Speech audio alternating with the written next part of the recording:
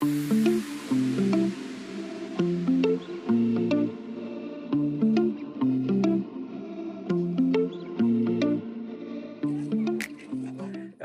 Guys, मेरे Quebec city में और मेरे पीछे जैसे कि आप देख सकते हैं ये है नोट्रे डेम द विक्टोरिया। सामने है ये है प्लेस रॉयल जहाँ से क्यूबेक सिटी की बिगिनिंग्स हुई थी।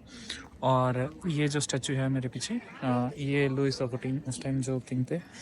नोट्रे डेम इस्टेब्लिश हुआ था जब क्यूबेकिया और इंग्लिश फोर्सेस फ्रेंच फोर्सेस से 1711 के आसपास इनकी फाइट हुई थी। और उसके बाद ये विक्ट्री के बाद नोट्रे डेम बना। तो ये सेकंड सबसे मतलब पहली प्लेस रॉयल थी शैम्पेन की एस्टेब्लिशमेंट यहाँ पे इनहेबिटेंट। और सेकंड फिर ये बनी। तो ये स्क्वायर है यहाँ पे जो सबसे पुराना सिटी सेंटर है। ऑल्सो ये सबसे पुराना चर्च है यहाँ का पूरे पूरे कॉन्टिनेंट का बोल सकते हैं। सो काफी छोटा है, इट डजंट सर्व, अब ये सर्विस में नहीं है पर आई थिंक 2 साल ये देखने में कितना छोटा और पर एस्टेब्लिशमेंट में कितना इफेक्ट आया कि एक छोटा चर्च जो एक एक्सप्लोरर ने बनवाया कुछ फोर्सेस के साथ और यहाँ के जो लोकल्स उनको हराया। और फिर उसके बाद हाउ पूरा रिलीजन पूरा कॉन्टिनेंट में फैल गया। और कैसे फैला कि अब क्रिश्चियनिटी अभी और होता जैसे कि क्रिश्चियंस की बजाय मुस्लिम धर्म, हाँ मुस्लिम धर्म का कोई इंसान अगर यहाँ आता और वो इन यहाँ के जो अबोरिजिनल्स से उनसे फाइट करके यहाँ पे, तो आज के दिन नॉर्दर्न अमेरिका एक मुस्लिम डोमिनेटेड कंट्री होता। आई एम श्योर पहले 1500s में स्पेनिश आए और उससे पहले भी बहुत से लोग आते रहे और उन्होंने भी अपना अपना कोशिश किया होगा। पर हमें ये समझने की कितनी ज़रूरत है कि हम जिस रिलीजन की डोमिनेंस और सुपीरियरिटी के लिए फाइट करते रहते हैं कि मेरा धर्म बड़ा है, मेरा धर्म बड़ा है, वो सिर्फ just a good person, not even a good best person at the best time रहा और उसका पत्ता हो गया बड़ा। मतलब मेरी लाठी मेरी भैंस, तो जिस जन बड़ा हो गया उसकी डोमिनेंस बड़ी हो गई। नॉर्दर्न अमेरिका में उसकी कमी नहीं है, काफ़ी रिच है मिनरल्स में और ऑफ कोर्स लैंड बहुत बड़ी है। ऑफ कोर्स इसी वजह से ऑयल और इनकी वजह से ये अटैक भी हुए। और आज उधर से आर्टिक प्रोटेक्ट कर रहे, नीचे पैसिफिक है, उधर है तो इतना चारों तरफ से पानी से घिरा हुआ है तो अटैक करना भी आसान नहीं। यूरोप बहुत छोटी लैंड है, यहाँ ये लैंड बहुत अबंडेंस में है, एग्रीकल्चर बहुत अबंडेंस में होता है मिडल अमेरिका में, सेंट्रल अमेरिका में। और तो ऑफ कोर्स अगर कोई और रिलीजन होता तो आज वो डोमिनेंट होता और रिच होता। और आई थिंक जो रिलीजन रिच होता है वही तो फिर सही भी होता है ना। फिर आप अपनी जो भी पुरानी हिस्ट्री है उसको वाइट वॉश भी कर सकते हो। कोई भी आप म्यूजियम में जाके देखें, यहाँ म्यूजियम ऑफ सिविलाइजेशन है जिसमें मैं अभी थोड़ी देर पहले गया था, उसमें कैसे इन्होंने अपनी पूरी हिस्ट्री वाइट वॉश कर दी कि हाँ यहाँ पे इनहेबिटेंट्स रहते थे, फिर उनका रिफ्यूजी एक सेंटर बना दिया और वहाँ पे लोग रहने लग गए। और अब हम कैसे उनको हेल्प कर रहे हैं टू मिलने में, जिसका कोई सेंस नहीं है। अगर आप देखें तो आप किसी एक कंट्री को इन्वेड कर दें और वहाँ जाके उनके लोकल्स को बोलें कि अपना आप कि हम हेल्प करेंगे बेहतर होने में और मिलने में हम लोगों के अंदर, इस बात का क्या सेंस है।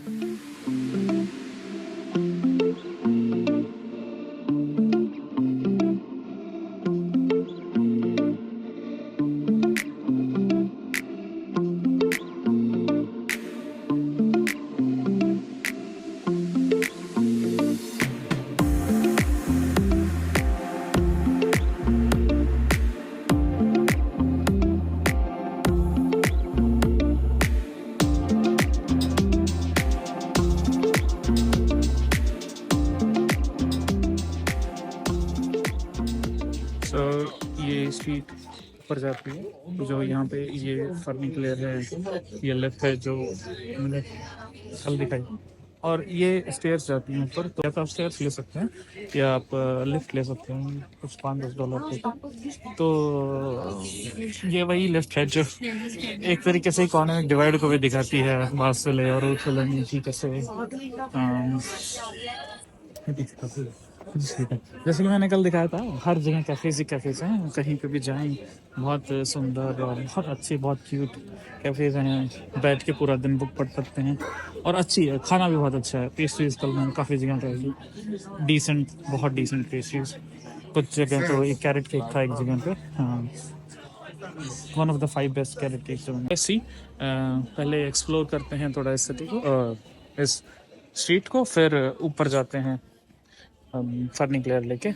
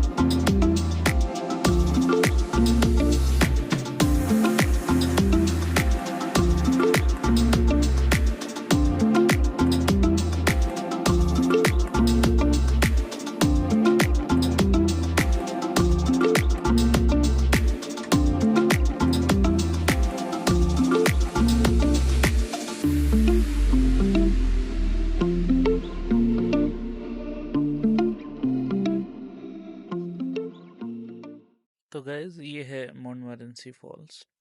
ये क्यूबेक सिटी से 12 किलोमीटर के आसपास दूर है और ये 83 मीटर्स टॉल है, 30 मीटर्स, लगभग 30 metres higher than Niagara Falls. ऊंचाई में दिखने में काफ़ी ग्रैंडोर है, काफ़ी अच्छा है, काफ़ी सुंदर है। और यहाँ पे आई थिंक ना दो तीन चार तरीके हैं पहुँचने के। एक तो अगर आप कार, खुद की कार से या उबर से जाते हैं तो ऊपर वाले डेक पे पहुंचाते हैं जहाँ पे फॉल लगभग शुरू ही होते हैं, तो आपको बस बहुत फ्यू 20 स्टेयर्स लेनी पड़ेंगी, विच इज़ ओके। अगर आप नीचे जो पार्क की एंट्री है, आप वहीं कार नीचे वाली पार्किंग में खड़ी करते हैं, तो आपको दो तीन ऑप्शन आते हैं। केबल कार से आप आ सकते हैं या फिर आप खुद पूरा ट्रैक करके आ सकते हैं सीढ़ियों से, विच टेक्स अराउंड 1 घंटा। केबल कार से तो आपको 10 या 12 डॉलर की टिकट है, पार्क की टिकट से अलग, पार्क की टिकट भी 7-8 डॉलर की है, और केबल कार की 10-12 डॉलर की है। या फिर आप ट्रैक भी करके आ सकते हैं, जो कि मैं रिकमेंड नहीं करूँगा क्योंकि इतना कुछ वर्थ नहीं है उसका। मैंने ट्रैक भी किया है और मैं कार से भी आया हूँ, इस बार मैं कार से गया था। और कार ऊपर पार्क हो जाती है, नीचे भी पार्क में एंट्री करके नीचे पार्क करके ट्रैक करना वेस्ट ऑफ टाइम है, क्योंकि ट्रैक कुछ ज़्यादा सुंदर नहीं है और व्यू फॉल का व्यू इतना अच्छा नहीं आता नीचे से, डिसेंट है और कुछ ज़्यादा मज़ेदार चीज़ है नहीं, लाइक। तो मैं रिकमेंड करता हूँ ऊपर अपनी कार पार्क करो, सीधा जाओ, और सेम टिकट का सेम प्राइस में आप ऊपर पार्क कर सकते हो, आप टाइम भी सेव करोगे। मुझे मोंटमोरेंसी फॉल्स का आइडिया लगा था बहुत पहले, जब मैंने बचपन में जॉन कीट्स की एक पोएम पढ़ी थी, स्लीप एंड पोएट्री। ठीक है, और उसमें उसने लिखा था कि human life's a poor Indian sleep, that a human life is a poor Indian sleep while his boat hastens to the monstrous steep of Montmorency। तो वहाँ से मैंने गूगल किया था कि मोंटमोरेंसी क्या है, और तब मुझे पता चला था कि ये क्यूबेक सिटी में एक ऐसा फॉल है, और वो तो उसकी वजह से तो मुझे अच्छा तब मैं रिलेट कर पाया था बहुत लेट जाके कि अब ये, और फिर फाइनली अब मैंने देखा तो अच्छा लगा काफ़ी ये देख के। तो मोंटमोरेंसी जाओ, सिटी से ऊबर लेके जा सकते हैं, इट्स अ गुड व्यू। बहुत से नेचुरल अट्रैक्शंस नहीं है क्यूबेक सिटी के अराउंड, ऑफ कोर्स माउंटेन्स हैं और वो काफ़ी दूर हैं, पर like this is 10-12 minute tops. और ऑफ कोर्स अगर आपको वो आइलैंड जाना है जो मैंने पहले मेंशन किया था, जो वाइनरी का है, तो वहाँ से है। तो यू कैन मेक कि आप सुबह यहाँ से निकलो क्यूबेक सिटी से, पहले मोंटमोरेंसी जाओ, फिर आप फेरी लेके आइलैंड जा सकते हैं, या फिर आप बाय रोड एक ब्रिज है जो मोंटमोरेंसी से दिख जाएगा, उस ब्रिज से आप अपनी कार से या ऊबर से उस आइलैंड भी जा सकते हैं। वो island island well worth it है मोंटमोरेंसी से ज़्यादा। मैं फॉल्स में उतना इन्वेस्टेड हो नहीं पाता हूँ, मुझे उतना अपील नहीं लगती है फॉल्स की, अनलेस एंड अनटिल एक जंगल में है या फिर बहुत ज़्यादा ग्रीनरी है उसके आसपास, तो मुझे चीज़ें ठीक लगेंगी। पर अगर बहुत कैपिटलाइज्ड हो चुका है और बहुत कमर्शियलाइज्ड हो चुका है ना, तो फिर मुझे वो उसकी अपील ख़त्म हो जाती है फॉल की, तो मुझे उतना अट्रैक्ट नहीं कर पाता है। मैं फिर एक अलग जगह, मैं फिर एक नदी को ज़्यादा बेहतर तरीके से देखना चाहूँ, क्योंकि आप नदी को कैपिटलाइज या कमर्शियलाइज नहीं कर सकते किसी भी तरीके से। तो वहाँ जाइए, मोंटमोरेंसी देख के फिर आप उस आइलैंड के लिए निकल जाइए, वो ज़्यादा मुझे सुंदर लगा।